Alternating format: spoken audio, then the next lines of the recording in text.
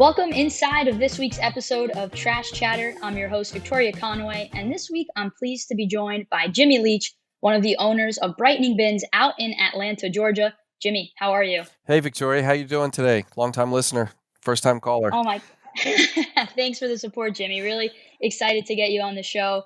I know how passionate you are, as well as your wife, Rachel, who you run this business with, are about the industry. So thanks for tuning into some of the episodes. Oh yeah, love them. And just again, we're always so thrilled and happy to work with you and your parents. Sparkling Bins is family to us, and we couldn't have had our success without your help and everything that y'all have done for us. So we appreciate it. Thank you so much, Jimmy. I know over the years I was excited when I finally got to meet you at the conference because I always heard Jimmy and Rachel are just nicest folks. So really, really positive feedback. And I know that you guys are growing. You got your first truck in 2019. You got three. You drove down a fourth one. So you're dedicated to growing. You found a chassis, and now we're building you your fourth. What's it been like to not only start a business, of course, with Rachel, but to see it succeed? Yeah, so that's a really cool question because you go into it with wanting to have success, right? And to grow it and see it succeed. And then when it happens, you're kind of like, "Oh my God, what do we do now?" So it was just really cool. So we started off in 2019. We had high expectations. We didn't know it was going to be that well, but I will say, the biggest thing we did was when we sat down originally to pick up the truck and went through the whole marketing plans and everything. I mean, we literally filled up a notepad full of comments and questions and everything that we could get from your dad and your mom, and then went back and put together our plan, right? And I think by doing that and then having continuous touch points with them. So we were kind of heading into the off season and getting ramped up for the spring. And in doing so, I think, really getting that plan put together and then like kind of some dates and timelines really helped launch and get that thing off the ground as quickly as possible. So, it was good to get that when you're first starting off your own company, your business, you got 1,000 questions and you have no idea really what you're trying to do. Um, but to have that access to knowledge and expertise really helps things move along fast. How did you and Rachel stumble upon trash bin cleaning? What event inspired you guys to start this? Yeah, so cool. I mean, similar to your dad, right? So we were always entrepreneurs wanting to like start some kind of business. I mean, we looked at everything from, do we do a Jersey Mike's or try to get in the Chick-fil-A franchises? But, we just never kind of got around to it. I mean, silly as it sounds, but I mean, right before we found about trash bin cleaning, we were getting ready to launch a stump grinding business. Mhm. So I'm out power washing the driveway. Rachel's like, "You got to do the bins." I'm like, "Absolutely not. I'll pay anything. Find somebody to do it." We had kids, we had diapers, they were disgusting. Long day. So she goes back inside and I'm getting close to the end of the driveway and I'm like, "Please tell me she forgot." Right? Next thing you know, I see her come down the sidewalk and I'm like, "I know she's going to make me do it. This is just going to be bad." And she's like, "Hey, listen, I couldn't find someone to clean the bins." And I'm like, "Whew, thank God I'm out." Right. But she's like, "I bought 2 tickets to Miami. I found this guy who's going to build us a truck and we're going to start this trash cleaning business." And I'm like, "What in the world are you talking about? There's no way." So this is a thing. And she's like, "Oh, yeah." She pulls out her notebook. I mean, just classic Rachel, and goes through. She's like, "Yeah, I called this guy over here. I called another builder. There's like 4 of them. But, this guy's in Miami. I really like him. I mean, he's just so awesome. And he answered all my questions right away. And we got all the information. So, he said we could come down this date and time and everything. So I went ahead and booked his tickets and we're going down to meet him." I was like, "All right, let's do it." I love that she'll take the initiative and run with it like that, but that's another reason why we've had some success is a lot of it's her behind the wheelhouse there. That's incredible. I had never heard that story, and it kind of reminds me of the opposite of my parents. And one of the earlier episodes, we literally said how my dad booked a plane ticket to Puerto Rico and was like, "Okay, we're moving there. This is what we're doing." And my mom, who's lived in small town New Jersey her whole life, was getting on a plane with a 2 year old and a 6 week old. So I mean, sometimes you need that, right? Yeah. Somebody that's just going to go for it. And I think that's something that he did a really good job of. And Rachel probably is the one that does that in your business. For you guys, I think one of the most exciting parts about running your own business is that you get to decide what you want to do. Oh yeah. What's one of the most important traits that you guys try to embody around your business? Yeah. So one, we were just kind of talking about it there. It's that aggressiveness, right? So my wife and I both grew up playing sports, especially soccer, and in that we both kind of played for these coaches who really, nobody wants to watch a hockey game that's like 1-0, right? Everybody wants a soccer game. There's a couple goals in each half. It's very exciting, fast filled pace and everything. So we've kind of brought that over to our business, and in doing so, we really shoot like, okay, what's our high end goal? What's our kind of medium range goal and our low end goal? And then we'll see which one sticks and lands. But the whole idea is like, yeah, let's go for the HOA, but let's also go for something more realistic. And then what's the worst thing that we're willing to settle for? Is it just signing up like onesie ones each and every day? So we've been real aggressive with our marketing styles and really our connections that we've made in the community. But I would say the biggest thing for us that we try to instill in our drivers and then also make it part of our culture, it's really the how you show up and how we clean. And when we say how I show up, you ever been to Capriccio's down in Fort Lauderdale, the Italian No, restaurant? I don't. Okay, No, I haven't. so we love that restaurant. So we used to go there all the time. And the owner was awesome. And one of the things when he sat down with us and was talking about businesses, because we were kind of in that restaurant mode at that time, he was like, hey, listen, whatever you do, it doesn't matter. It's how you answer the phone, it's how you greet people at the table, ask them how their meal was, and it's how you say goodbye. So that always kind of stuck with us, and kind of brought that over to our business here. So it's like, how do we answer the phone? You get a ton of phone calls, right? And then how do you get the conversations going? You want to make them feel like you've known them for a long time, right? Because we're trying to develop this relationship with you. We want your subscription, and we want to keep you forever. So we want to make Yeah. you part of the family. So that's like our first thing that we try to do. Even when the guys are out cleaning and you see someone walking down the street, it's getting that interaction with them to make them feel welcome and like, hey, come check this thing out. You've never seen it, I guarantee you. And it's going to be the coolest thing. You're going to go back and talk to your friends about tonight. And the second thing is, I would say, it's cleaning.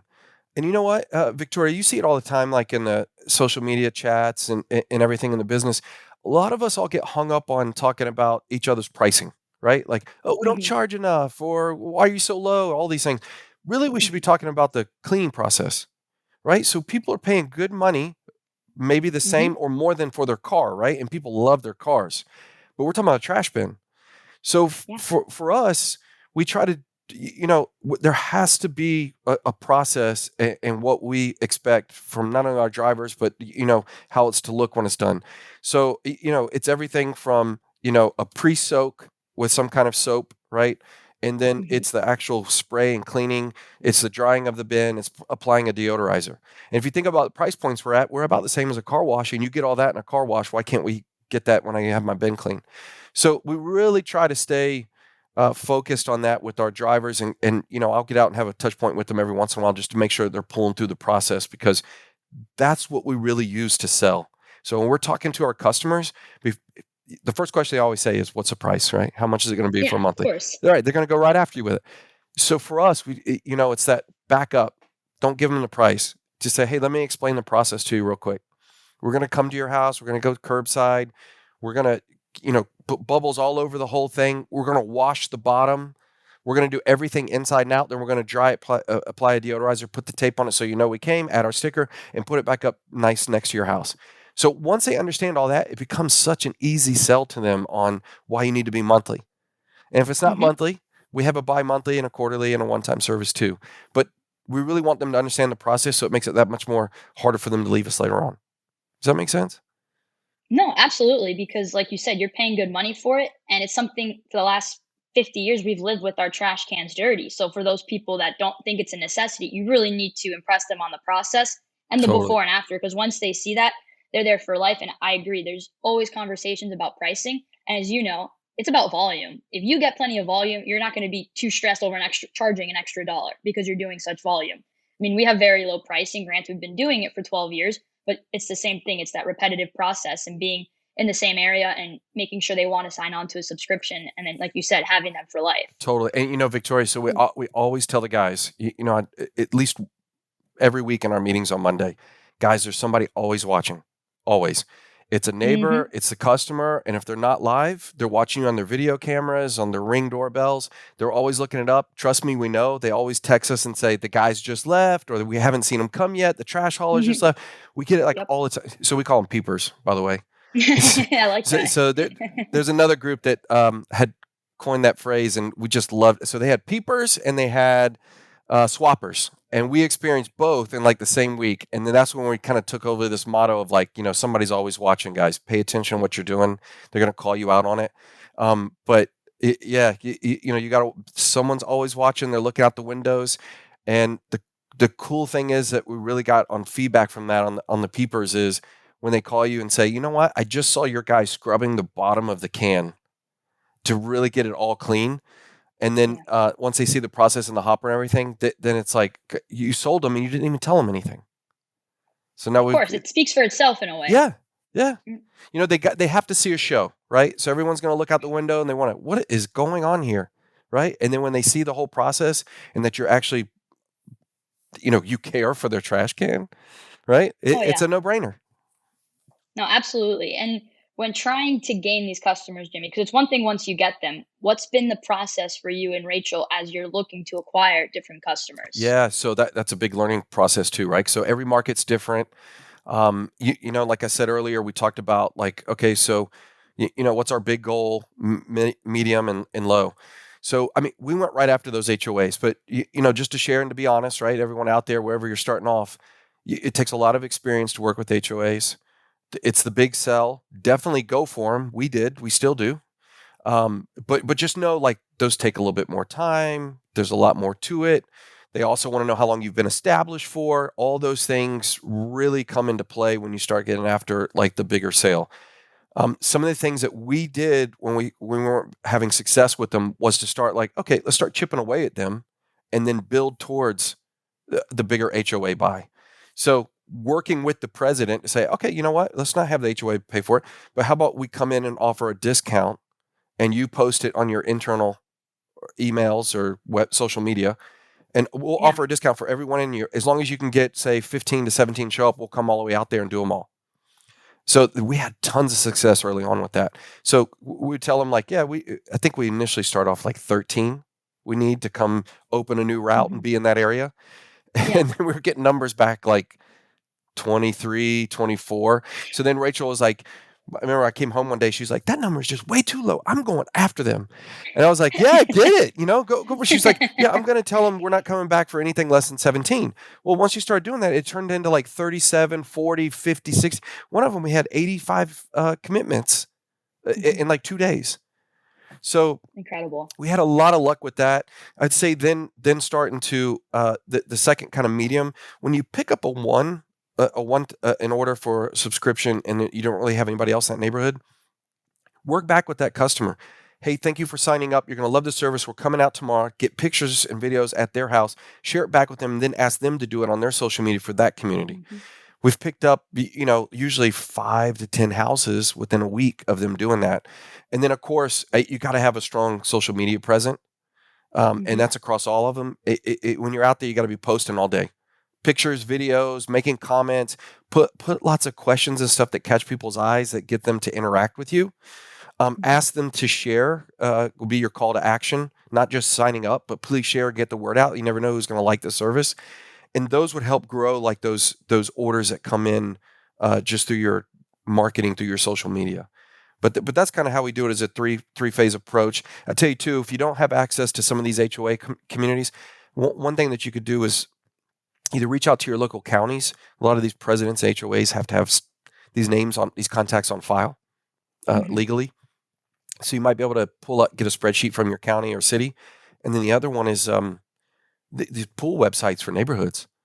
Usually the people running the swimming pools are the same people that are the HOA presidents, that the Hmm. same board, same committees, or they interact with the same. Reach out to the pool committee, say, hey, I'll come over and do your 8 bins, want to demo it, y'all take videos, but I'm more interested in your neighborhood. And see if you can't get in that way. It's a good way to get in behind the gate. It's a good way to make your presence known, and then you also might get to some access to some new customers. I really like how you said how you have to go for multiple things because I think clients get so focused on if I don't land an HOA contract, this isn't going to work. And we constantly tell them we have plenty of clients who have never signed a contract with an HOA can still be successful, but they're using it as an opportunity, whether that's to get your flyer in the weekly bulletin, get an email sent out to people. And I think if people focus more on that, because it's small business, there's a Yeah, lot of failures a lot. and there's a lot of how do you respond to it. And I like the fact that you guys are aggressive with it because, like you said, worst thing they can do is tell you, no, we're not interested, or this is how we could maybe assist you. And it's something that I think with HOAs, pools, waste haulers, once they see the before and after, they're going to get it. So it's just getting your foot in the door and being persistent with them. That's right. The waste haulers are great partners too. We've it took a little time to warm up with them, but once they started coming around to the process, we started interacting a lot more with them. It became part of their little community as well, because it's a totally different deal than Mhm. dealing with residents, right? But yeah, we like to help them out whenever we can. Obviously, their price points aren't as nice as Yeah. residents, but hey, it keeps the guys busy, right? Keeps the truck moving and working, and that's what we want to do. I mean, we're not just here to grow a business; we also want to support. We got employees, right? They got families too. Mhm. So anything we can do to keep the hours up and keep them moving, we're on board with it. Awesome, Jimmy. Once again, here inside of Trash Chatter, Victoria Conaway, alongside Jimmy Leach, one of the owners of Brightening Bins down in Atlanta, Georgia. Jimmy, for you guys, how's the public feedback been on the business so far in the last 3 to 4 years that you guys have been operating? Yeah, it's been really good. So when we got started here in Atlanta, there was only like two other companies. One of them being a sparkling bins company, Spiffy Bins. So it was really cool that we had someone near us that we could reach out and ask questions and interact with and see how they're doing with the business. And then another little local guy had a pickup truck that we would see every once in a while. But it was cool because we were kind of getting in on the ground floor and getting the word out. I'll tell you a quick little story. When we first got the truck and we were putting it in storage, out front, there's one of those like title pawn shops, right? And the guy back in the desk was always out front hanging out, getting some fresh air, and always wanting to say hello and talk to us when we came in. And he was just like blown away, like, I don't understand what this truck is. I mean, y'all gonna really clean trash bins? I'm like, yeah, man, I'm telling you, it's the next big thing. I'm all bought in, and I'm selling it like no other, right? So I'm like, yeah, you're gonna see, like, we're gonna have these things everywhere. Brightening Bins is gonna be a household name. It's gonna be Atlanta and Brightening Bins. So anyway, I just kept playing with this guy for the next couple of weeks and everything. We moved forward, like 6 months later, COVID hits, right? So he comes outside and we're talking, and he's like, yeah, I don't really see you that much anymore. I'm like, yeah, I know, because this truck is like full time. Like we need multiple employees. We need like another truck yesterday. I can't believe how fast this thing is going. I mean, we're stupid busy, right? So Mhm. this guy's like, how the heck did you know that COVID and trash cleaning business? And I'm like, what are you talking about? So he had it in his head that somehow we knew COVID was coming and that there was going to be this need for a trash bin cleaning business. So anyway, funny story, because the guy was like super funny and always telling stories, but he thought we had some kind of insight to Yeah. COVID coming and that these people were going to need their trash bins cleaned. But it was just a simple service that people needed that no one knew existed. And once we got it out there, it was cool because it would, like, we started running into people and they were like, yeah, I'm using this trash bin cleaning service. They had no idea it was us. I But love that. another cool one, we were at a swim meet the other day and we see this guy, and I'm like, Rachel, I swear I saw some guy over here with Mr. Benz or something on his shirt, right? And Mhm. she's like, no, no, no, you're just, it's just like you see every landscaping truck. You're like, who's that? There's another trash cleaning guy, right? Yeah. So I'm like, no, I'm pretty sure. So anyway, I go up to the guy. I'm like, hey man, what's your shirt? And he's like, hey, I clean trash bin cleaning. We do a trash bin cleaning service. He's like, you see that poster that we had a big sign over at our pools, the sponsor and everything. He's like, you see that company, Brightening Bins? We started following them and we just fell in love with the service and everything. And so we started that company too. We're over on the southeast side of Atlanta. I'm like, no kidding. So you found, Brightening Bins? He goes, yeah, they're like awesome. And he's going on saying all this stuff. And I'm just like looking at Rachel. I'm just like, I can't believe this happening. He's like, hey man, so we're Brightening Bins. Oh my And gosh. it was the coolest thing to meet someone, because he had 100. It was just like us all over, right? And Mhm. then we were Yeah. like, happy to help you in any way. Let us know if you have any questions or anything. But there's just so many times we get out in the public and we run into people and we're talking to them, and somehow it comes up and they're like, wait, that's you? That's you guys? Like, yeah, we started it like 3, 4 years ago. So it's been really cool to see it take off. Yeah, I mean, it's something that people love to talk about. I mean, like any service you get, if you hire a good pool guy, you're going to talk about it. Let alone something so unique, like trash bin cleaning. I had a buddy who was on a work call up in New York, and he's like, Victoria, during it, he started telling me how his cousin gets his bins cleaned in Miami. And he's like, what's the company name? He's like, well, Sparkling Bins. And he's like, one of my good friends from college, that's her parents' company. And that blew my mind. We've been doing this for 12 years, and somebody a week ago just realized it was a thing all the way from New York. So it's pretty mind blowing how much it's growing, which is exciting because we always say people just don't know about it. And Yeah. that's our competition, is educating the public. So it's cool that you basically had a fan preaching your successes to Totally. you. And, so Atlanta's very transient. We're getting a lot of people in from Mhm. Midwest, Northeast, and then Florida moving up. But we also have people who are leaving, going to like Florida, the beaches and stuff like that. Mhm. And especially through this last housing market, we had a lot of people that were like, "Hey, unfortunately, we're moving outside of Georgia, but does this service anywhere else, or y'all just it?" And it's like, "Oh, no, no, no, we'll Mhm. get back to you." So of course, we reach out to your dad, or we can find it a lot of times through Google searching and everything. But Yeah. oh yeah, oh, you're going to Panama City? Fine. Yep. Here's a company down here. They come from our same manufacturer. Definitely reach out to them. You'll love it. So it's been cool to see that because not only because we've had other people that have come in from Fort Lauderdale or other places where it's like, hey, I used to have this trash Yeah. bin cleaning service. Are you all like that too? And it's like, totally. It's just you're going to get the same deal. That's awesome, and it's nice that you can refer somebody because you want your customers to be taken care of no matter where they go. So that's neat that there's a big network out there. For you, Jimmy, I think you're one of our first guests that you work hand in hand with your spouse. So you and Rachel running a business together. What are some of the rewards and what are some of the challenges on a day-to-day basis? Yeah. So I mean, it's tough, right? Because when you own your own business, it never closes. It's always there. Especially we don't have it at an office; we run it out of our house. So each night when we sit down at dinner or lay our head down, it's in the back of our mind and it's there, and we got to be ready to go in the morning because we have people depending on us for the service and then our employees. So there's always challenges. I would say like the biggest thing that probably gets us going in the morning is us trying to get through the routing, right? Like, I Mhm. mean, because it's always like, all right, what was left over from yesterday? Bring that in and see where we can shuffle it in with the today's workload. Mhm. Um, that will always get us going. But I think that I mean, it's crazy. Is it dealing with a lot of customers, right? Like they're you always get like that 10 to 20% each day. That's like, okay, they just came. Where you at? Right?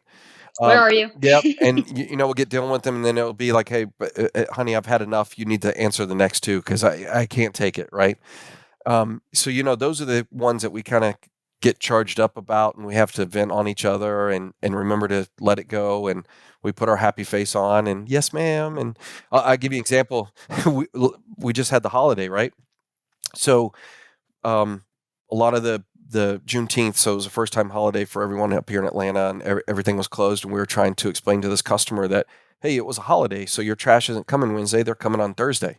Everything's pushed back a day for whatever reason. It just wouldn't settle in her mind, and it just this conversation went on for like an hour, and we were just like, man, we just don't have time for this. But what we try to remember, those things are going to happen. It's only like 10% of our customers that really kind of push your buttons, but we try to remember the ones that we that love us, right? And like those people that like for me, I love the walkers. So when I'm out cleaning with the guys, if I see someone coming up, I mean, one, to be polite, we stop everything we're doing so we don't spray them down and give Yeah. them a nice bath. But it's such a cool opportunity to go, hey, have you ever seen anything like this? What do you think? I mean, it's crazy. We use hot water and everything. We clean the whole inside and outside of the bed. Once you do that, I mean, people generally open up to you, right? And then start talking. And that's kind of the whole key because, for me, when I was in the trucks a lot, my big deal was like, I'm not coming home unless I sold 4 new customers on the process, right? So, I mean, Mhm. Rachel used to call like, "Hey, you've gotten your 4 or 5 orders today. I need you to stop because you got to finish the routes." Right? You're going to be home so late. I know you're going to get them finished, but you're not going to be home till 7, and we kind of want to have dinner with you, right? But I'm Mhm. like, I know, I know, I know. And anytime that customers would start calling at like 3, 4, like, hey, your guy still isn't here. Is he coming? Rachel was all, God, Jimmy's out there again. And I'm like, yeah, well, we had a lot of walkers out today. And of course, I'm going to take the time to speak with all of them. So those times too gets a little because she's sitting behind the computer going, "I need this done," and I'm going, Mhm. "No, no, no, we need more customers," and I love to sell the Yeah. process and everything, which is super Yeah. fun because I mean, no one's ever seen it before, right? I mean, it's awesome once you get them bought in, you kind of tell them the whole process and sell them. I mean, it's such an easy close.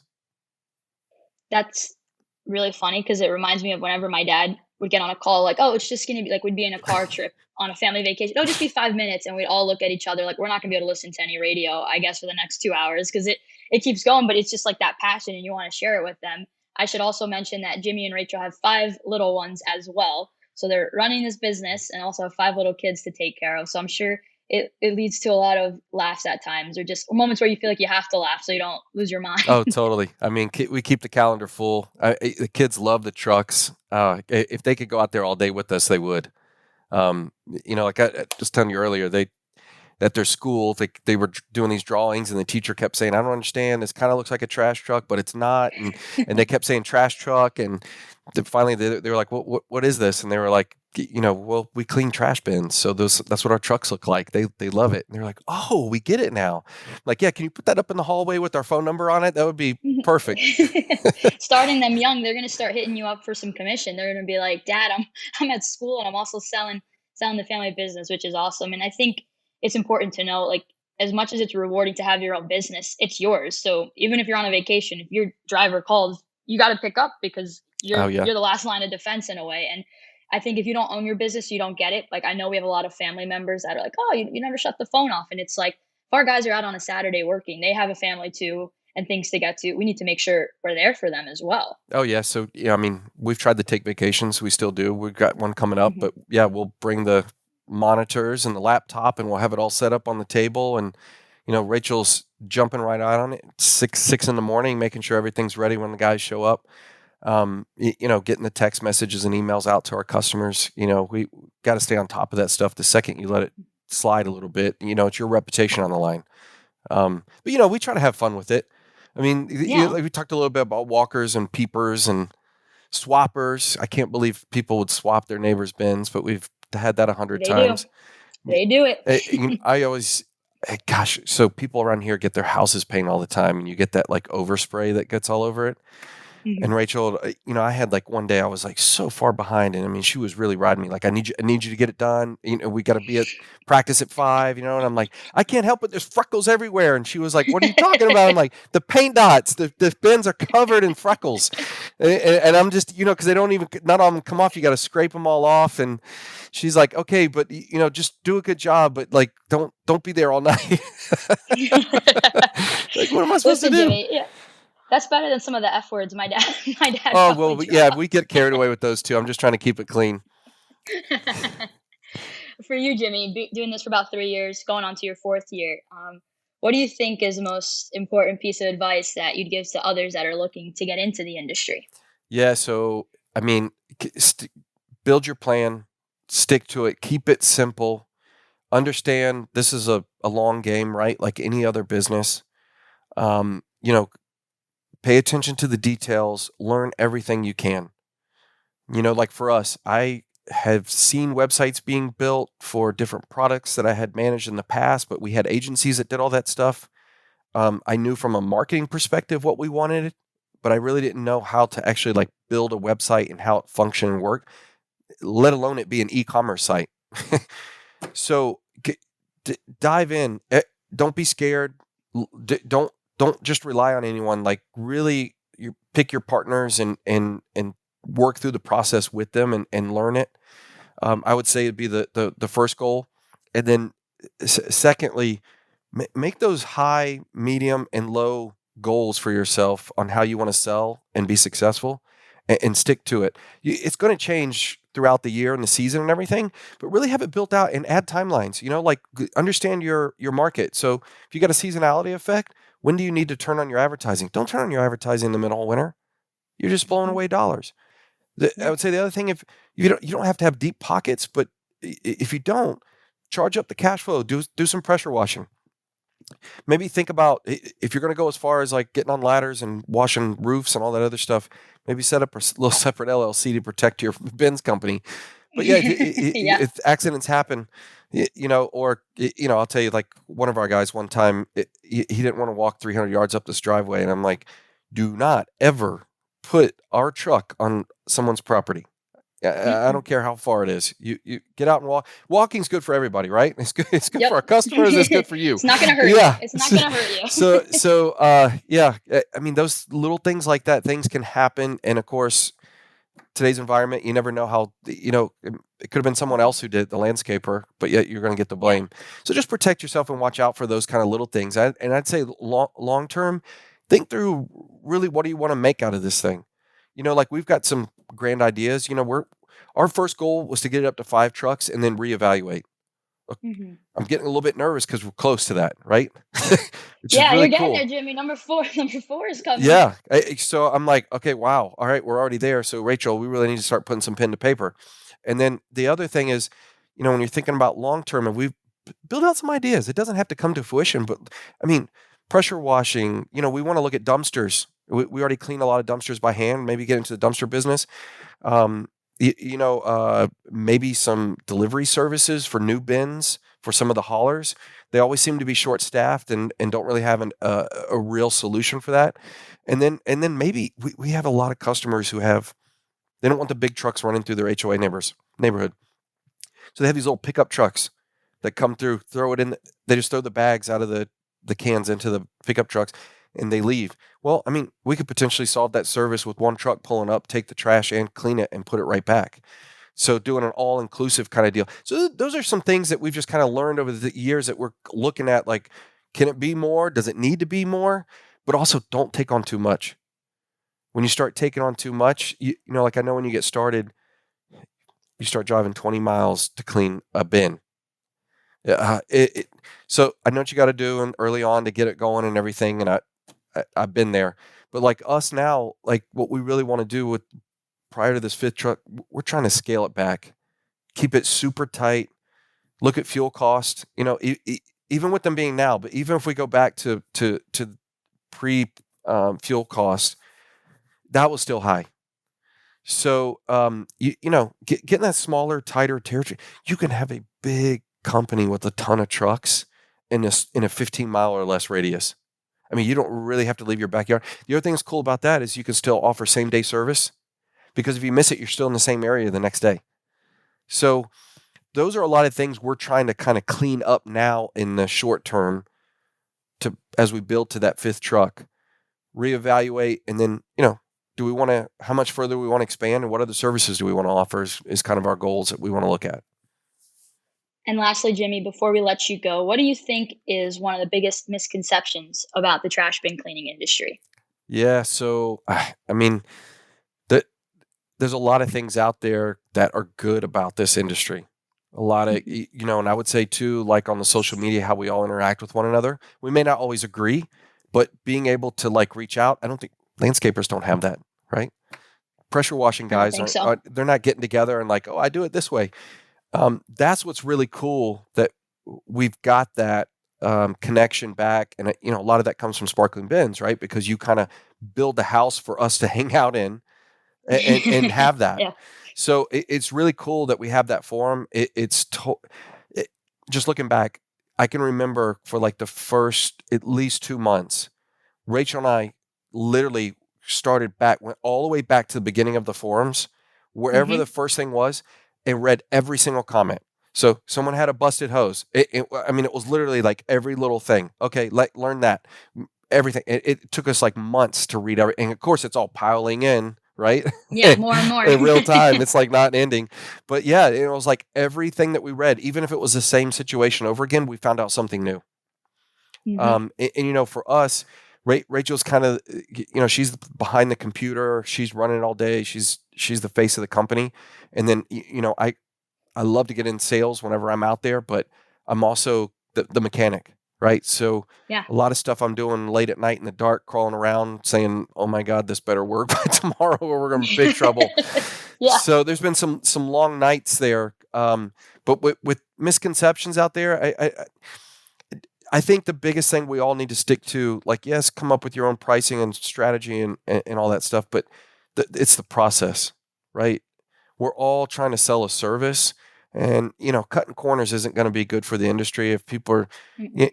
oh, I'm trying to save on fuel, so I don't turn the hot water on, or we don't dry them, right? We just throw them back up at the house and leave a huge puddle. So people are paying a lot of money to have their trash bins cleaned, to be able to put more trash back into them. Yeah. So I think for us, it's important that we all stay focused on, our service and the level of service that we want to commit to our customers. I think that's the key for us all to do well, because we want good things to happen, right? Like I said earlier, when those people move around from place to place, they want to say, I want that service again, even though it's not from Brightening Bins. I want that same level of service from the next guy. Well, Jimmy, I can't thank you enough for coming on this week to join us. This has been an excellent episode. I think a lot of people are going to get some laughs and, most importantly, a lot of knowledge out of this.